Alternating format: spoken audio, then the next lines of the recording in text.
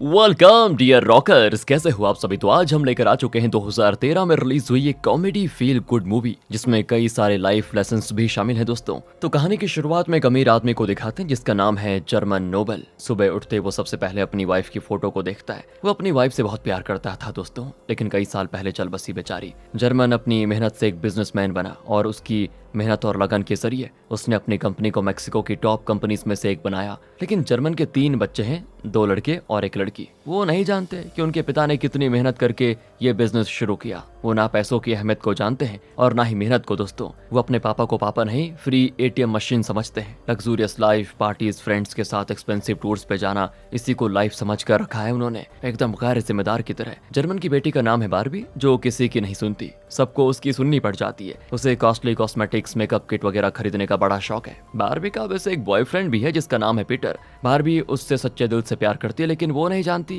कि पीटर सिर्फ उसके पैसों के लिए उसे चाहता है। वो पीटर के लिए काफी खर्चा करती है दोस्तों, उसे बड़ी पार्टीज में लेकर जाती है, टूर्स पे लेके जाती है। और जर्मन के सबसे बड़े बेटे का नाम है जेवियर। वो नाम के लिए जर्मन की कंपनी में काम करता है, लेकिन असल में वो ज्यादातर अपने फ्रेंड्स के साथ पार्टीज में ही मस्त रहता है। एक दिन वो जर्मन को अपना एक नया बिजनेस प्लान बताता है और उसके लिए 50 करोड़ मांगता है दोस्तों। जर्मन पूछता है कि बेटा तुम अपना प्लान तो बताओ एक बार। तो वो कहता है कि जिस तरह घर घर पानी का कैन डिलीवर किया जाता है, उसी तरह मैं घर घर जाकर पेट्रोल डिलीवर करवाऊंगा। अब उसका बेकार सा प्लान सुनकर जर्मन को बड़ा गुस्सा आ जाता है कि ये कोई प्लान है। लेकिन उसके साथ बैठा हुआ उसका पार्टनर अनवर, उसे तो हंसी आ जाती है, क्योंकि वो जानता है कि 50 करोड़ का ये कोई बिजनेस शुरू नहीं करेगा, बल्कि 1 साल के अंदर पूरा पैसा उड़ा देगा और कंपनी की तरफ सर रख कर भी नहीं सोएगा। बताओ। जर्मन बेटे को मना नहीं करना चाहता दोस्तों, लेकिन उसकी बात मानना अभी नहीं चाहता। वो तो कहता है कि बेटा इस बारे में हम बाद में बात करेंगे। वो जेवियर को दोस्तों एक फाइल देकर कहता है ये एक इंपॉर्टेंट मीटिंग का फाइल है, तुम्हें उस मीटिंग में जाकर इसे प्रेजेंट करना है। अगर ये डील सफल रहा तो मेरे बाद ये कंपनी मैं तुम ही को दूंगा।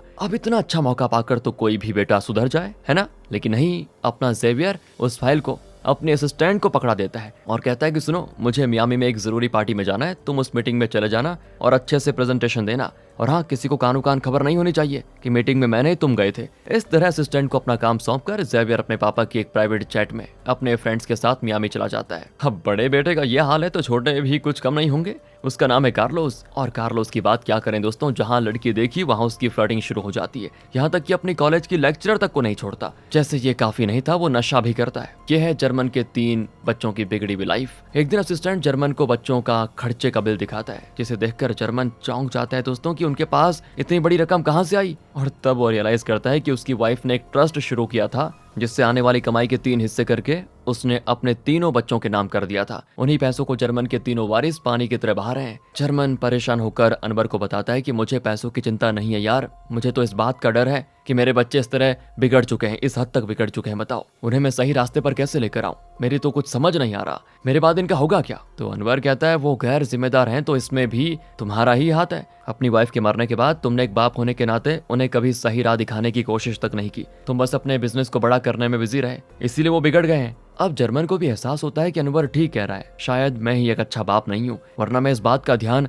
जरूर रखता कि बच्चे क्या कर रहे थे, क्या सोच रहे हैं इसके बारे में। उस दिन दोस्तों बारबी का बर्थडे होता है, यानी जर्मन की बेटी का, और वो अपने सारे फ्रेंड्स को पार्टी दे रही होती है। तब वहाँ एक वेटर को दिखाते हैं जिसका नाम है लूको। बारबी जानबूझकर उससे कोई ना कोई काम करवा रही होती है। वैसे बारबी बचपन से लूको को जानती है, क्योंकि लूको की आंटी कई साल से जर्मन के घर में काम कर रही है। लूको भी अक्सर उनके साथ जर्मन के घर आया करता था, और फिलहाल वो एक शेफ है। बचपन से ही बारबी लूको को अपना नौकर मानती थी और उसे हमेशा तंग करती रहती थी। बड़ी होने के बाद भी वो लूको को नौकर ही समझती रही, लेकिन जर्मन ऐसा नहीं है। वो लूको को अपने बेटे जैसा मानता है, उससे बड़े प्यार से बातें करता है, क्योंकि लूको बहुत ही मेहनती लड़का है और हर काम बहुत ही लगन से करता है। इस वजह से जर्मन उसे बहुत पसंद करता है दोस्तों। अब जर्मन को एक नौकर के कंधे पर हाथ डालकर उससे बात करते हुए देखकर पीटर से रहा नहीं जाता, और वो आकर जर्मन से कहता है कि अंकल मुझे पहचाना, मैं बारबी का बॉयफ्रेंड हूँ, मुझे आपसे एक बात करनी थी, थोड़ी पर्सनल बात है। पीटर को देखते न जाने क्यों दोस्तों जर्मन को उससे नफरत हो जाती है, लेकिन वो कहता है कि ठीक है चलो अंदर। वो पीटर को अपने ऑफिस लेके आता है। पीटर कहता है कि अंकल मैं बारबी से प्यार करता हूँ, उससे शादी करना चाहता हूँ, वो भी मुझसे शादी करना चाहती है। सुनकर जर्मन को गुस्सा आता है। वो अंदर से गन निकालते हुए कहता है कि अगर वो भी यही चाहती है तो मुझे कोई एतराज नहीं होना चाहिए, राइट। वैसे तुम काम क्या करते हो। पर असल में जर्मन जानता था कि बारबी पीटर से प्यार करती है, इसीलिए उसने किसी डिटेक्टिव के जरिए पीटर की जन्म कुंडली से लेकर उसकी पूरी हिस्ट्री पता लगा ली थी, और इसीलिए वो इतना गुस्सा है दोस्तों। पूछता है कि सुनो मेरी बेटी से शादी करके तुम लोग कहाँ रहोगे बताओ, वो तो कमाती नहीं है, और तुम कितना कमा लेते हो, गुजारा कैसे कर पाओगे दोनों। तो पीटर कहता है कि अंकल मैंने कई बिजनेसेस शुरू किए हैं लेकिन सबके सब फ्लॉप हो गए। अब मेरे पास एक और आइडिया है, तो मैंने सोचा अगर मैं बारबी से शादी कर लूं तो आप मुझे दहेज तो देंगे ही, उससे कोई और बिजनेस शुरू करके हम दोनों गुजारा कर लेंगे। जर्मन से अब और बर्दाश्त नहीं हो पाता और कहता है कि तुम दोनों की शादी सपने में भी नहीं हो सकती। क्या सपने में भी नहीं, दफा हो जाओ यहाँ से। इस पे बारबी को गुस्सा आ जाता है, वो कहती है कि मैं तो पीटर से ही शादी करूंगी बस। जर्मन डांटता है कि ये तुमसे 20 साल बड़ा है। चलो मान लिया प्यार में उम्र नहीं देखी जाती, फिर भी इसके पास ना कोई काम है ना धाम है। ये खुद मुझे बता रहा है कि जब भी ये कोई बिजनेस करता है तो फ्लॉप हो जाता है, ऐसे आदमी से शादी करोगी तुम। तो बारबी बड़ा कड़कर कहती है कि पापा मैंने आपकी इजाजत नहीं मांगी है, मैं फैसला सुना रही हूँ आपको। और रही बात गुजारे की, तो माँ के ट्रस्ट से जो मेरे हिस्से का पैसा आता है ना, उससे हम गुजारा कर लेंगे। कहकर वो बाहर आ जाती है दोस्तों, और पार्टी में अनाउंस कर देती कि मैं और पीटर जल्द ही शादी करने वाले हैं। जर्मन जब ऑफिस आता है तो अनवर बताता है जिस मीटिंग में तुमने जेवियर को भेजा था उसमें वो गया ही नहीं, वो अपने फ्रेंड्स के साथ पार्टी करने मियामी चला गया। जर्मन पर तो जैसे बिजली गिर जाती है दोस्तों, क्योंकि वो बहुत ही इंपॉर्टेंट मीटिंग थी। एक तरफ बेटी हाथ से निकल रही है तो दूसरी ओर बेटा आवारागर्दी कर रहा है। जैसा कि काफी नहीं था, छोटे बेटे कार्लोस के कॉलेज के प्रिंसिपल से ये खबर आ जाती है कि आपका बेटा पूरे कॉलेज का नाम खराब कर रहा है, ना ठीक से क्लास अटेंड करता है ना ठीक से पढ़ाई करता है,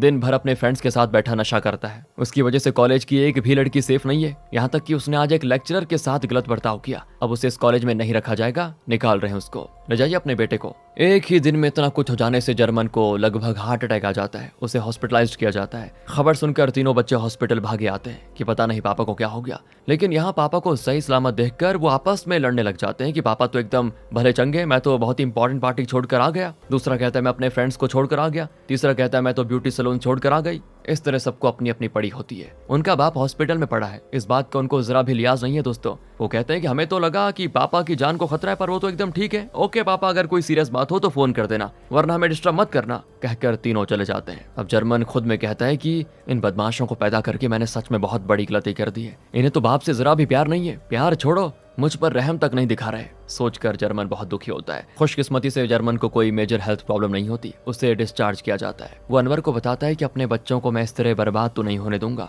उन्हें लाइन पे लाने के लिए मेरे पास एक प्लान है, लेकिन उसमें तुम्हें मेरा साथ देना होगा। फिर वो अनवर को अपना प्लान बताता है। यहाँ से अगले दिन जेवियर अपने फ्रेंड्स के साथ गुलछर्रे उड़ा रहा होता है और तब उसको एक कॉल आता है, जिससे अटेंड करने के बाद वो जल्दी से घर आता है। दूसरी ओर बारबी कहीं खा रही होती है खाना और बिल भरने के लिए अपना क्रेडिट कार्ड देती है, लेकिन लगता है वो ब्लॉक हो चुका है। कार्लोस यहाँ लड़कियों के साथ फ्लर्ट करने के लिए योगा क्लास ज्वाइन कर लेता है। एक तरफ वो लड़कियों को ताकता है तो दूसरी ओर टीचर पर भी नजर रखे हुए है दोस्तों। उसे भी एक कॉल आता है, जिसके बाद वो टेंशन में घर आ जाता है। तीनों के क्रेडिट कार्ड्स, फोन वगैरह ब्लॉक हो चुके होते हैं। उनके घर के पास कई सारी पुलिस कार्ड्स आकर खड़ी होती हैं। वो घबरा जाते हैं, ये हो क्या रहा है और हमारे क्रेडिट कार्ड्स ब्लॉक क्यों हो गए। तब दो लोग इनको पास ही के गेस्ट हाउस में लेकर जाते हैं और पुलिस ऑफिसर्स गन निकाल लेते हैं, पूरे घर को घेर लेते हैं। वो तीनों ये सब देखकर और कंफ्यूज, इतना ही नहीं उनकी कार्ड्स को भी ये टो करके लेकर जाते हैं। तब जर्मन आकर कहता है कि आवाज मत करो, चुपचाप मेरे साथ आओ। कहकर वो तीनों को लेकर दीवार टाप कर एक टैक्सी में कहीं ले जाता है। बच्चे पूछते हैं क्या हो गया पापा, अचानक से ये हमारे घर पुलिस क्यों आ गई। जर्मन कहता है कि कंपनी का दिवाला निकल चुका है और मेरा पार्टनर अनवर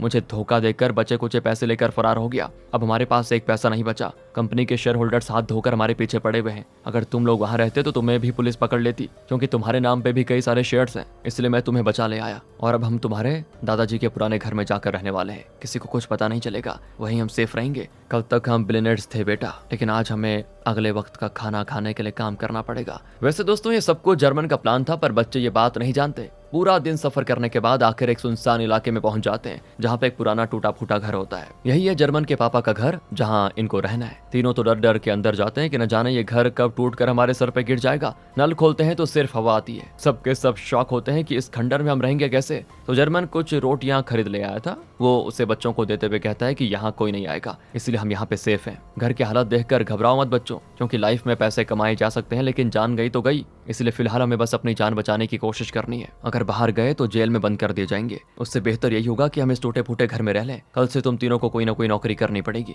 मैं बूढ़ा हो चुका हूँ और बीमार भी रहता हूँ, इसलिए तुम्हें मेरा ख्याल भी रखना होगा। वो कहते हैं कि हम और नौकरी, नो चांस पापा। जर्मन कहता है अगर नौकरी नहीं करोगे तो खाना मिलने के भी नो चांस है। अगले दिन जर्मन सुबह बर्तन पीट कर सभी को जगाता है और कहता है कि जाकर कोई काम ढूंढो, वरना रात को खाना नहीं बनेगा। बारबी नहाने के लिए नल खोलती है तो काला पानी निकलता है। पर वहाँ एक सैनिटाइजर रखा होता है जिसे हाथ पैर में मलकर बारबी बाहर निकलती है। लेकिन सबके सब बाहर जाकर काम ढूंढने के बजाय अपने फ्रेंड से उधार मांगते हैं। जेवियर अपने एक फ्रेंड को अपनी हालत बताकर पैसे मांगता है, पर दोस्तों उसने तो सिर्फ पैसों के लिए जेवियर से दोस्ती की थी, इसलिए वो कोई बहाना करके जेवियर को पैसे देने से मना कर देता है। जेवियर भी रियलाइज करता है कि ये पैसों के लिए मेरे साथ चिपका हुआ था क्या, अभी तक दोस्ती क्या कुछ नहीं थी। दूसरी ओर बारबी पीटर को कॉल करके अपने परिवार की हालत बताती है और $5000 मांगती है। पीटर पूछता है, ये तुम क्या कह रही हो बारबी, तुम लोग गरीब कैसे हो सकते हो और तुम हो कहाँ पे? बारबी कहती है, वो मैं तुम्हें नहीं बताऊंगी, इसलिए प्लीज मेरी मदद करो। पीटर के पास पैसे तो होते हैं, लेकिन अब वो बारबी से कोई रिश्ता ही नहीं रखना चाहता क्योंकि वो अमीर नहीं रही ना, इसीलिए तो वो भी कोई बहाना करता है। तो बारबी समझ जाती है और कॉल कट कर देती है। उसे बड़ा गुस्सा आता है कि उसने पीटर की खातिर क्या क्या नहीं किया, लेकिन अब वो मदद नहीं कर रहा। बताओ, कार्लोस थोड़ा समझदार लगता है दोस्तों। वो अपने फ्रेंड से बात करके उसके पापा से एक रिकमेंडेशन लेटर लेता है और उस एरिया की कंपनी में नौकरी कर लेता है। पर वहाँ उसकी बॉस कार्लोस से चिड़चिड़ी रहती है क्योंकि उसने अपने किसी पहचान वाले को इस काम के लिए रिकमेंड किया था, लेकिन कार्लोस के फ्रेंड की रिकमेंडेशन की वजह से वो काम कार्लोस को मिल गया। अब अगले सीन में सभी घर लौट आते हैं। जर्मन पूछता है कि आज कोई कमाई हुई क्या? जेवियर थोड़े पैसे देता है। दरअसल उसके पॉकेट में 2 मूवी टिकट्स थे जिन्हें ब्लैक में बेचकर वो थोड़े पैसे लेकर आ गया। बारबी एक अच्छी खासी रकम देती है तो जर्मन पूछता है, इतने पैसे कहाँ से आए? बारबी कहती है, कल रात उसने जेवियर के हाथ से उसका कॉस्टली वॉच चुराकर उसे बेच डाला और बारबी ने उन पैसों से अपनी जरूरत की चीजें खरीद ली और ये बाकी पैसे बता देती है वो। जेवियर तो भड़क जाता है बारबी पर और तब कार्लोस बताता है कि मुझे एक कंपनी में नौकरी मिल चुकी है, कल से मैं काम पे जाऊंगा। जर्मन कहता है कि वेरी गुड बेटा, कल तुम दोनों भी नौकरी ढूंढ लो। और तब इनकी पुरानी केयरटेकर आती है, साथ में लुको भी होता है। वो नहीं जानते दोस्तों कि ये सब जर्मन का ड्रामा है। वो सच में इनको गरीब समझते हैं। लुको इनके लिए कपड़े और कुछ जरूरत का सामान लाता है, साथ ही इनके लिए खाना भी लेकर आया होता है। केयरटेकर थोड़े पैसे देती है, लेकिन जर्मन अपने बच्चों को पैसे लेने ही नहीं देता क्योंकि जर्मन का मकसद ये है कि बच्चे अपनी मेहनत से पैसे कमाएं और अपना सबक सीखें। वो केयरटेकर से कहता है कि आपने हमारी मदद करने की सोची, यही हमारे लिए काफी है, प्लीज पैसे मत दीजिए, हम मैनेज कर लेंगे, लेकिन किसी को मत बताना कि हम यहाँ पे रहते हैं प्लीज। जेवियर लोको से पूछता है कि मुझे तुम कोई नौकरी दिला सकते हो क्या? तो लोको उसको एक बस में ड्राइवर का काम दिलाता है। लेकिन उसी रूट में दोस्तों एक और बस चलती है और वो ड्राइवर जेवियर के साथ कम्पीट करने लग जाता है। वो जानबूझकर जेवियर को ओवरटेक करके पेट्रोल बंक में चला जाता है। जेवियर को कोई पैसेंजर ना मिले इसके लिए वो आगे जाकर उसके पैसेंजर को भी अपनी बस में चढ़ा देता है। दूसरी ओर लोको बारबी को एक रेस्टोरेंट में लेके जाता है जहाँ वो शेफ है। किचन बहुत ही गंदा होता है, ऊपर से कुछ वेटर्स खाने में थूक कर उसे कस्टमर के लिए लेकर जाते हैं। ये सब देखकर बारबी को तो उल्टी आ जाती है। वो पूछती है, ये सब चल क्या रहा है? लोको कहता है कि तुम्हारे जैसे पैसों का आकर दिखाने वाले कस्टमर को हम खाना इसी तरह सर्व करते हैं। बारबी को अब सच में दोस्तों उल्टी आ जाती है क्योंकि वो कई बार रेस्टोरेंट में जाकर रौब दिखाती थी, वेटर्स पर चिल्लाती थी। सोचती है क्या वो लोग मुझे भी ये थूका वाला खाना खिलाते थे?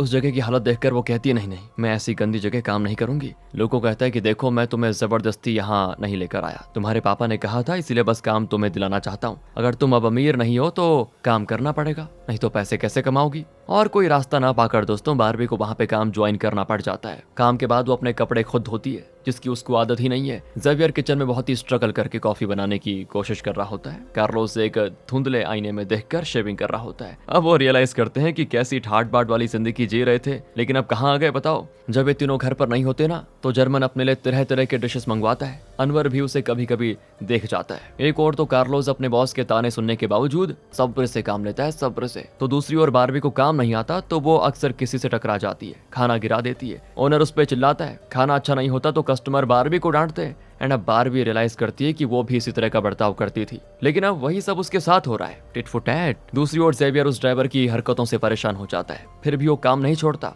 बारबी रेस्टोरेंट में सर्व करने के बाद देर रात तक रेस्टोरेंट में रुकती है और लोगों के साथ मिलकर साफ सफाई करके घर आती है। उसके पैरों में बहुत दर्द होता है और जो बचा कुचा जला हुआ खाना होता है वही खाना पड़ता है उसको। ऐसा खाना उसे सूट नहीं करता और वो अक्सर उल्टी कर देती है। तब जाकर जर्मन को पता चलता है कि बारबी को एक ईटिंग डिसऑर्डर है, जिसकी वजह से वो कम समय में बहुत ज्यादा खा लेती है और उसके बाद वो उल्टी करती है। बचपन से दोस्तों उसको ये डिसऑर्डर था, लेकिन जर्मन को इसके बारे में आइडिया ही नहीं था। वो पूछता है कि तुमने मुझे बताया क्यों नहीं बेटा, पता होता तो मैं इसका इलाज करवा देता। बारबी कहती, कैसे बताती पापा, आपको हमारी बातें सुनने का टाइम ही कहाँ था, आपको तो बस अपना बिजनेस चलाना था ना। कभी आपने हमारे साथ 5 मिनट बिताए नहीं ना, बैठकर हमसे 2 बातें की क्या, नहीं ना। मेरी हालत कार्लोस और जेवियर जानते हैं और तो और माँ भी जानती थी, सिर्फ आपको ही नहीं पता था पापा, क्योंकि सुनने का वक्त नहीं था आपके पास, कहकर वो इस तरह चली जाती है। और जर्मन को भी कहीं ना कहीं गिल्टी फील होता है क्योंकि बारबी की बहुत सी बात सच भी है। वो वैसे अपने बच्चों को लाइन पर लाने के लिए उनको यहाँ लेकर आ गया, लेकिन अब वो खुद अपनी गलतियां जानने लगा है और वो उन्हें वक्त देता है और सही राह दिखाता है। अगर वो उन्हें वक्त देता और उन्हें सही राह दिखाता तो शायद वो इस कदर बिगड़ते ही नहीं। वो समझ जाता है कि कहीं ना कहीं गलती मेरी है। फिर लोको बारबी को ट्रक में कहीं लेकर जा रहा होता है। बारबी को ठंड लगती है तो लोको उसको एक जर्किन और नए शूज भी देता है, क्योंकि फिलहाल बारबी के पास पैसे नहीं है। उसका केयरिंग नेचर बारबी को बड़ा अच्छा लगता है। दूसरी ओर पीटर अपनी नई गर्लफ्रेंड के साथ गोल्फ खेलने जाता है, जहां वो अनवर को देख लेता है। दोस्तों, पीटर हैरान रह जाता है क्योंकि बारबी ने उसको ये बताया था कि पापा का पार्टनर अनवर धोखा देकर कंपनी का दिवाला कर गया और बाकी बचे कुछ पैसे लेकर फरार हो गया। अब उसे यहाँ देखकर पीटर को थोड़ा शक हो जाता है। कुछ दिन के बाद दिखाते हैं कि कार्लोस का काम काफी अच्छा चल रहा होता है और उसकी बॉस उससे अब चिढ़ती भी नहीं। लुको और बारबी रेस्टोरेंट के लिए चीजें खरीदने मार्केट जाते हैं, स्ट्रीट फूड खाते हैं, वहाँ मस्त एंजॉय करते हैं। बारबी के लिए सब नया होता है, लेकिन वो इस लाइफ को एंजॉय करने लगती है। जेवियर और दूसरे ड्राइवर के बीच अब भी लड़ाई होती रहती है। इस बार तो मारपीट होने लगती है और तब उस ड्राइवर के पॉकेट से एक बिजनेस रिलेटेड बुक गिरता है। ताज्जुब की बात तो यह है दोस्तों कि जेवियर के पास वही बुक होता है। जेवियर पूछता है, क्या तुम ऐसी बुक्स भी पढ़ते हो? तो वो कहता है, हाँ, मुझे बिजनेस बुक्स पढ़ना बहुत ही अच्छा लगता है, खासकर ये बुक तो लाजवाब है। अब दोस्तों, कॉमेडी की बात यह है कि जो लोग एक दूसरे की जान के पीछे पड़े हुए थे वो इस बुक के बारे में बात करने लगते हैं और थोड़ी देर में इनकी अच्छी दोस्ती हो जाती है। दूसरी ओर बारबी को सैलरी मिलने वाली है आज। उसने इस महीने काफी अच्छा खासा टिप्स कमाया था, लेकिन ओनर टिप्स में से थोड़ा काट कर उसको पैसे देती है और बारबी भड़क जाती है कि टिप मेरी थी, उसके लिए मैंने मेहनत की तो मुझे मिलने चाहिए ना सारे पैसे। फिर लोग को उसे शांत करके एक और लेकर जाता है और समझाता है कि यहाँ तो ऐसे ही चलता है यार, लड़ने से कोई फायदा नहीं है। बारबी बहुत दुखी होती है क्योंकि उसने पूरा महीना मेहनत किया, अच्छा काम किया, टिप्स कमाए, लेकिन ओनर उसमें से भी पैसे खा गई। वो ये भी रियलाइज करती है कि पहले तो वो लाखों में खर्च करती थी, पैसों की उसको चिंता नहीं होती थी, लेकिन आज उसको ये $100 बहुत बड़ा अमाउंट है उसके लिए। अब उसे पैसों की अहमियत समझ में आ गई है कि पैसा कमाना कितना मुश्किल है। फूट फूट कर रो देती है वो। लुको उसे दिलासा देता है और घर पर सभी दोस्तों अपना सैलरी कवर जर्मन को देते हैं और घर खर्च के बाद कुछ पैसे बच भी जाते हैं, जिससे वो इस घर को रेनोवेट करने लग जाते हैं। ये सब कुछ देखकर जर्मन को बड़ी खुशी होती है कि बच्चे सुधर रहे हैं और वीकेंड्स पर सभी मिलकर खाना पकाकर साथ में बैठकर खाते हैं, खासकर एक दूसरे से हंसकर बातें करते हुए। बहुत ही खुश रहते हैं सभी। और पता है, जब वो अमीर थे तो ऐसा मौका उनको कभी मिला ही नहीं था, ऐसा एनवायरनमेंट कभी क्रिएट हुआ ही नहीं, क्योंकि सबके पास पैसे थे। वो अपनी अलग लाइफ जी रहा, ये अपनी अलग, वो अलग। फिर दोस्तों, जेवियर अपने काम की जगह पर कई दोस्त बना देता है। बारबी भी अपने काम में काफी माहिर हो चुकी होती है। लुको और बारबी के बीच यहाँ नजदीकियां भी बढ़ती हैं। शुरू में उसे जो काम अच्छा नहीं लगा, अब वो उस काम को पसंद करती है। तीनों मिलकर इस घर को रेनोवेट करते हैं। लगभग भूल ही चुके थे कि वो कितने अमीर थे पहले, उन्हें अब ये लाइफ पसंद आ जाती है। अब एक दिन की बात है दोस्तों, रेस्टोरेंट में ना पार्टी चल रही होती है, सभी बड़ा एंजॉय करते हैं और यहाँ दोनों रियलाइज करते हैं कि वो एक दूसरे से प्यार करते हैं। कौन दोनों? बारबी और लुको। और दोनों किस करते हैं। दूसरी ओर पीटर तो अनवर को पकड़कर उससे सारी सच्चाई पता लगवा लेता है। यहाँ बारबी को मिलती है इस महीने की सैलरी और इस बार उसको $400 का टिप दिया जाता है। वो लुको से कहती है, आज एक आउटिंग हो जाए क्या, मजा आएगा। लुको कहता है, पर आज तो मेरा नाइट शिफ्ट है। पर असल में दोस्तों वो जानता है कि बारबी का एक बॉयफ्रेंड है और अगर वो बारबी की लाइफ में वापस आ गया तो शायद बारबी लुको को छोड़ देगी। इसी डर से वो बारबी के साथ क्लोज नहीं होना चाहता। दूसरी ओर पीटर सच जानकर सीधे जर्मन से मिलने आ जाता है। जर्मन तो चौंक जाता है कि तुम्हें इस जगह का कैसे पता चला। वो कहता है कि वो क्या है ना अंकल, मैंने आपके पार्टनर का पता लगाया और उससे सब कुछ पता किया कि आप अपने बच्चों को कैसे धोखा दे रहे हैं, उनसे झूठ बोलकर उनसे इतनी मेहनत करवा रहे हैं। तो जर्मन कहता है कि अपना मुंह बंद करने का कितना लोगे। पीटर कहता है, आप बारबी की शादी मुझसे करवा दीजिए और अपनी प्रॉपर्टी का आधा हिस्सा मुझे दे दीजिए। जर्मन साफ इनकार कर देता है। तो वो कहता है कि देखो अंकल, अगर मैंने आपके बच्चों को सच बता दिया ना तो सबके सब आपके दुश्मन बन जाएंगे कि पापा ने हमें इतने बड़े धोखे में रखा, इसलिए मेरी बात मानिए, इसके अलावा आपके पास कोई रास्ता भी नहीं बचा। इतने में वो तीनों आ जाते हैं। पीटर को देखकर बारबी उससे लिपट जाती है और पूछती है, तुम्हें इस जगह का पता कैसे चला? वो तो रोमांटिक डायलॉग झाड़ता है कि जब दिल में प्यार होना तो सब पता चल जाता है डार्लिंग। और यहाँ पर दोस्तों वो एक बड़ा षड्यंत्र रचता है। कहता है, मेरे पापा की कुछ प्रॉपर्टीज दूसरे शहर में थी, उन सबको मैंने अच्छी रकम पे बेच दिया और उस रकम से मैंने तुम्हारे उस बड़े घर को ही नहीं, तुम्हारे बिजनेस को भी छुड़ा लिया। अब तुम लोग अपने उस बड़े घर में अपनी पुरानी लग्जूरियस लाइफ वापस पालोगे, हम सभी मिलजुल कर खुश रहेंगे। जर्मन चौंक जाता है लेकिन वो कुछ कहता नहीं, क्योंकि अगर वो बता देगा कि पीटर झूठ बोल रहा है तो पीटर भी बता देगा कि कंपनी का कोई दिवाला नहीं निकला, तुम्हारा बाप तुमसे झूठ बोल रहा है। इसीलिए दोस्तों जर्मन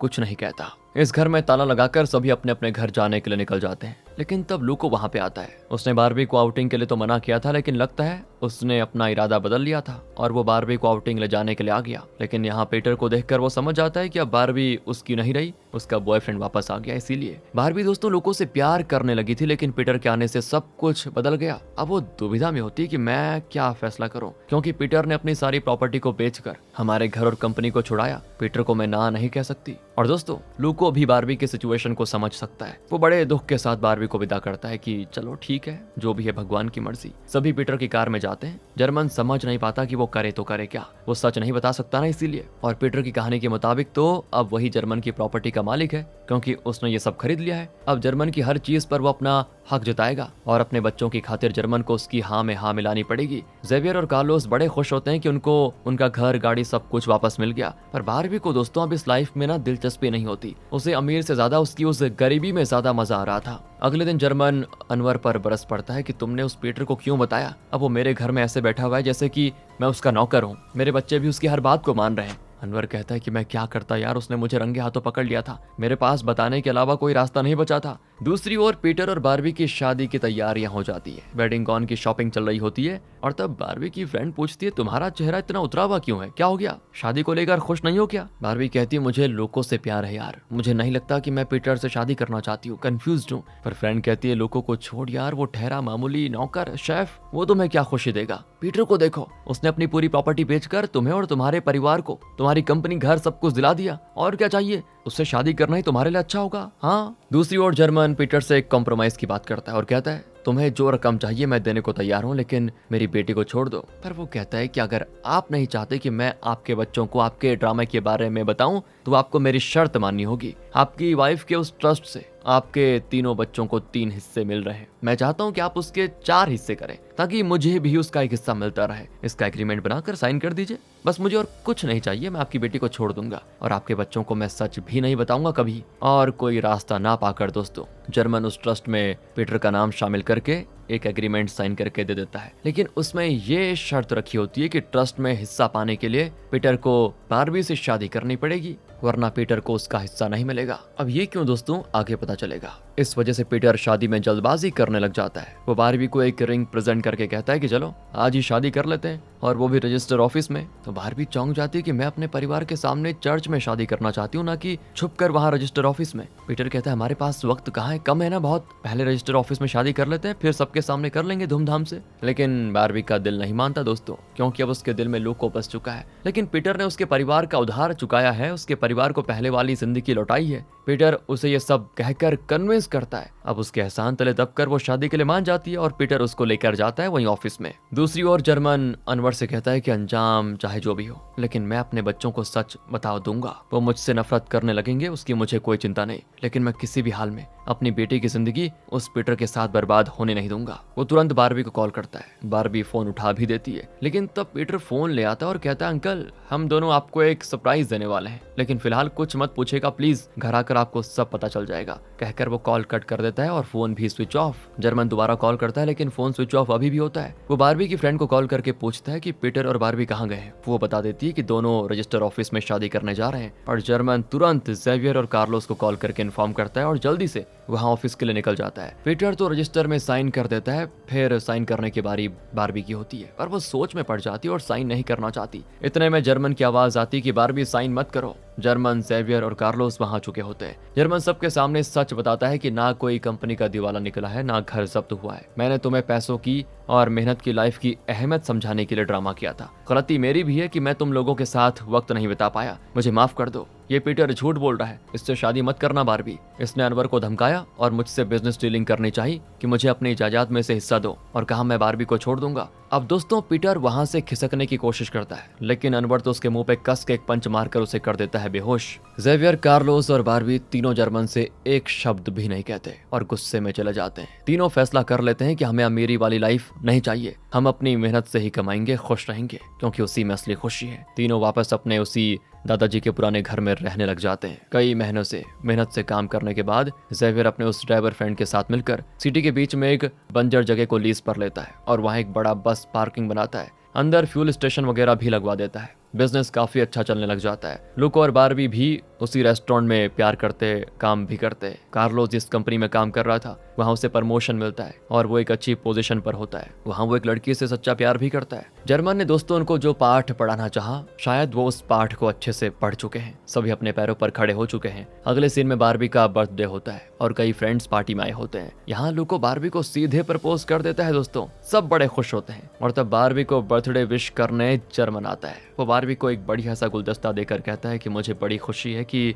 मेरे बच्चे जिम्मेदार इंसान बन चुके हैं और मैं प्राउड हूँ बेटा कि मेरे बच्चे अपने पैरों पर खड़ा होना सीख गए हैं। बस दुख की बात यह है कि वो अपने पापा के साथ नहीं है। उसकी आंखें भर आती हैं और वो वहां से जाने लग जाता है। ये तीनों भी रियलाइज करते हैं कि अगर पापा ने ये ड्रामा नहीं किया होता तो शायद हम लाइफ को कभी समझ ही नहीं पाते और ना ही असली खुशी क्या होती है वो जान पाते, मेहनत के फल को कभी चख नहीं पाते। वो कहते हैं कि पापा अंदर आइए ना, आपके बिना हम खुश कैसे रह सकते हैं। और जर्मन एकदम पिघल जाता है और बहुत ही खुश होकर घर के अंदर आ जाता है। सभी मिलकर सेलिब्रेशन करते हैं बर्थडे का और एक परिवार के तौर पर सब बड़े खुश। इसी खुशी के साथ ये मूवी यहाँ पे खत्म हो जाती है। बात तो सही है दोस्तों, बाकी आप समझ गए तो यू आर वेरी इंटेलिजेंट। मिलते हैं आपसे अगली वीडियो में, ध्यान रखिएगा अपना and finally thanks for watching.